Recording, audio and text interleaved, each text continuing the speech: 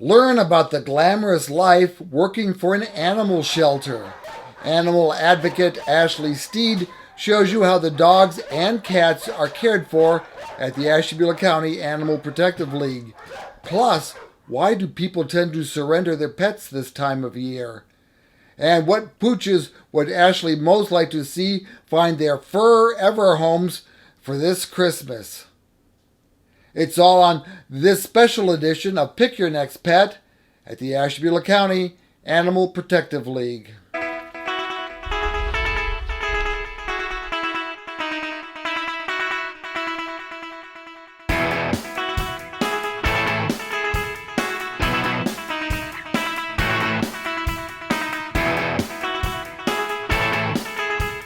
So my name is Ashley Steed. You've seen me on this channel before quite a bit. I'm going to run you through, and you're going to see behind the scenes footage of what I do in a day as a kennel staff person. So I'm really excited for you guys to see what it takes to keep, we're going to do just the dogs today. So you'll get to see what it takes to keep the dogs clean, happy, healthy. I think it'll be really cool because when I started working here and I interviewed and everything, I had no idea what it took. So I hope you guys enjoy this, kind of a change of pace for today since it's cold and snowy outside. So my day starts at about 7 a.m. The very first thing I do is do feeding and meds. So everybody gets their breakfast. Everybody gets a different amount depending on what size the dog they are, or if they're a little underweight, a little overweight, things like that. Some dogs are on a special diet because of allergies, so I make sure all of that is correct. I get everybody the food that they need and any meds that they're on. Our meds are like prepped in, what do you call those, like a pill counter? They're a daily pill counter. So they're prepped in a daily pill counter and they're ready for me to go. I just sign off on our sheet that I gave it to all the dogs that need it. And then once everybody is fed, it's time to start cleaning. So on... Do all the dogs take their meds nicely? Not all of the dogs take their meds nicely. Most of them you can just put in a scoop of wet food right in their bowl of food and they have no issues. Others you have to wrap it in a piece of lunch meat, hide it in a hot dog, or special treats called pill pockets. But most take it good. Every once in a while you get a very picky dog. Then when it comes to getting dogs out for the day, if it's a beautiful, nice weather day, not too hot, not too cold, most dogs are pretty tolerant. They want to go outside every day. So we have our whole set of outside kennels. We get as many dogs out as we can. And then we start cleaning. So I usually start with the scooping the poop side. It's the gross side, but it needs done. So I might as well get it out of the way early in the morning. Don't got to worry about it from then on. So I scoop all the poop up that I can, fill that trash can up. And then I would spray that back side. That is mostly just poop, no laundry or anything. You start with water first, and then you spray with rescue. You let the rescue sit for 10 minutes. That is the amount that rescue takes to fully sanitize. And then rinse it right off. You'll set fans out to help dry the floors. And then when you do the front side, you have to pick up all the dirty laundry and you replace the water bucket. That gets taken into, I call it the kitchen. It's kind of like a food prep room as well. And it gets washed and then refilled. All our dishes are washed and sanitized. So they get scrubbed with Dawn dish soap. They get rinsed and then they get rinsed again in a water that is diluted with bleach. So they get sanitized every day. And then put back into the kennels. Once all the kennels are clean, they get fresh blankets, and then usually I try to give about 4 to 5 toys depending on how many we have clean and what type of toys the dogs can have. So some of our super chewers have to have all hard toys, or they can have hard and rubber toys. Others can have any kind of toy they want because they're well behaved. So then once the kennels are completely cleaned and dried, you can work on bringing all your dogs in for the day. And then once all the dogs are in, they are ready for you guys, the public, to view. So that's kind of how my morning goes. We try to have dogs inside as early as possible, but usually by about 1 or 2 o'clock. And then that's usually when appointments start for the afternoon. So I'll be helping people meet the dogs and seeing who they think is going to be a good fit for their family. And yeah, that's pretty much my day. Sometimes I get to come here and film with Bob instead. Other days I help with kitties or whatever else needs done around the shelter. But it's a very busy job. You're on your feet all day, but it is extremely rewarding. So we have 3 what I would consider like larger play yards. So the big one we normally film in is just our front play yard. We have what we call the AF play yard, so that's what's on the back of the AF kennels outside. And we have what we call the sand pit. I don't know why it has that name. There's no sand in it, but it's called the sand pit. And then we also have a portion that we call the sidewalk because it's a longer run, but it is all concrete. A little bit of grass growing at the end, but it is mostly concrete. Every single outdoor kennel has a little dog house in it that we fill with hay. It has a cot, and they get a water bucket during all the warmer months. So while they're outside, they're probably even comfier than they are inside because they're a little bit bigger, and they get to lay in the sun, stuff like that. So all the dogs really enjoy that.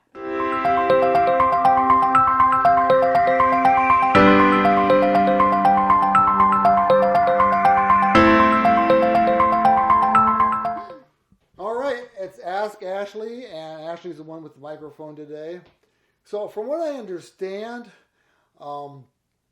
this time of year is when a lot of people bring their pets here, they surrender them. Apparently they cannot take care of them. So why is it this particular time of year?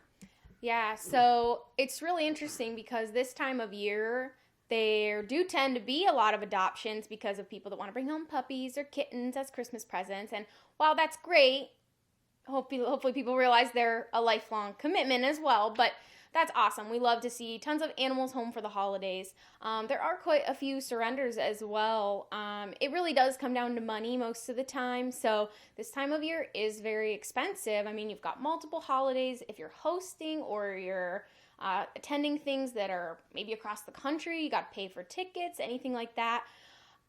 So people do tend to, when it comes to if there's a pet emergency, maybe they need emergency surgery or price of food goes up. Medications. Paying for medications, anything like that. Sometimes it's just not in the cards for people. And while that is a good thing because we want all of the animals to be taken care of, it's why we're here. We're here to help the animals of Ashtabula County. So if you really can't take care of your animal, we want to be understanding and do everything we can to help. But we do have resources we can give out to help people. We ourselves have a food bank. So okay, that's good. Yeah. I think like the county food bank, when people get food for themselves in an emergency, that there is some for pets as well. Yeah, I think a lot of like local food banks will also accept pet food to give away to other people in the community. So we've got tons of resources. We have connections to affordable vet care. We do our low-cost spay and neuter clinics and things like that. So you never have to jump right to surrendering your animal to us. There may be options. We would love it. We would love it if more people would just reach out to us and ask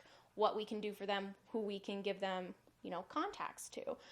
So it's really sad when like a 1-year-old dog comes in that was maybe a Christmas present last year. Well, I was going to say that now, they all want to go get a pet for Christmas, but then, by February it's kind of boring and you're tired of the dog isn't. Or then sports start in the spring and people get busy again. So if you are planning on adopting this season, just remember, like I said, it's a lifelong commitment and they do need... People got to think about it. I mean, you're very nice and saying, yes, bring your pets here, but I'd say before you get that pet, don't be thinking, one day we wake up and say, oh, I want a new dog or a cat or something. Is you have the extra cushion money in case the dog gets sick, needs shots, food, what happens if this or that. Last year, the dishwasher went out.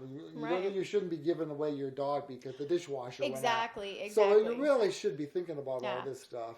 You have an emergency savings plan for other things in your life. Having an emergency savings for your pet is also a good idea. This time of year, they get into things they shouldn't, whether it be plants or food that falls off the Thanksgiving dinner table. And some stuff can be pretty deadly and dangerous, or maybe they eat something they shouldn't and they need, surgery to remove a foreign body, things like that. So it's always good to be prepared. And if you're going to get an animal, you should have a plan in place for things like that. and even more so for an animal, because it's a living, breathing Mm-hmm. being that has become attached to you and your family Right. and all. They So, rely on you. They cannot take Right. care of themselves Right. alone anymore. They Right. need you. right. And so, yeah, another thing I just kind of thought of is some people say, well, if you leave the dog off someplace, their natural instincts will take over. And that's, that may make you feel better a little bit, that you're abandoning your dog out in the wild or something, or cat, but they're going to freeze to death or they're going to die somehow, right? I mean, Especially this time of year. Yeah, Yeah. I mean, we've just had huge snowstorm the other day, Right. and animals caught out like that, they don't have natural instincts anymore. We have bred them. They are a Right. domesticated animal. They need us. We have to provide them shelter and food and water. So that's the bare minimum. I mean, you should also be, doing training and having an emotional connection to your dog or cat. So yeah, this time of year, you always want to be prepared for that. I think I mentioned once before, but sometimes people like take an older dog that needs more care and leave them off or something. And if they have the kids in the car, and I just hope the kids remember that when the parents get old. Mm-hmm.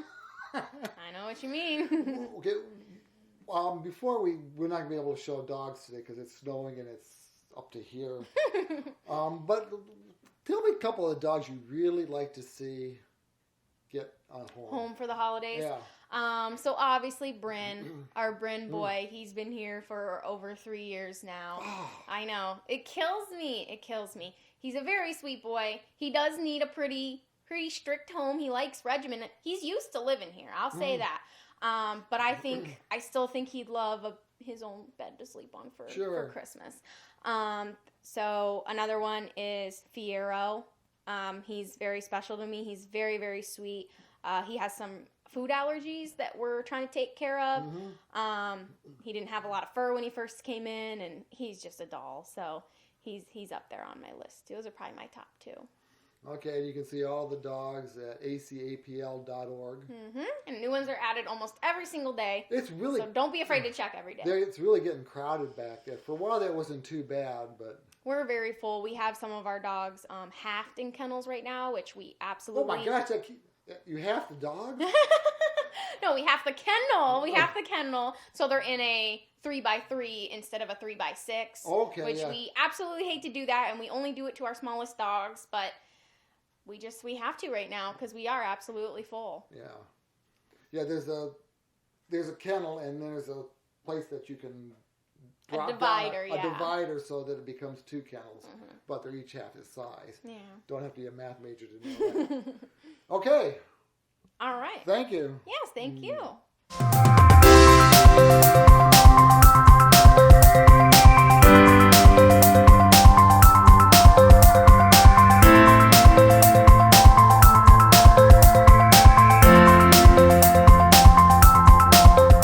So there is one dog we would like to introduce you to today. Her name is Corky. She came to us in pretty rough shape from a home that didn't take such good care of her, and she had a sister whose name is Buttercup. Buttercup is also available for adoption. But Corky here is back with us in the shelter after being in a foster home for a little bit. Her foster mom said that she is awesome, a super sweetie pie. She does like other dogs. She's okay with kitties. I think she'd be okay with kids. She would probably prefer a lower energy home, but honestly, once she starts feeling even better than she already is, I think she'll be pretty playful. But she's a very good girl. She is potty pad trained, so that is a very quick transition to housebroken. You can always make sure you have a potty pad always like in her crate, by her crate. That way if she doesn't make it out in time, she at least goes on that. As you can see, she's pretty comfy wearing clothes. She's got a cute little Christmas sweater on right now. Has a little reindeer on it and everything because she is missing some fur, so we wanted to make sure she stayed warm. But she's an absolute sweetie pie, and I would love to see her home before the holidays.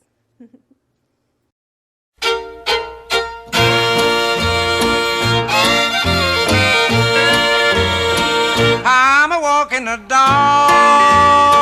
and I'm never blue. I'm a walking the dog, I ain't thinking about you.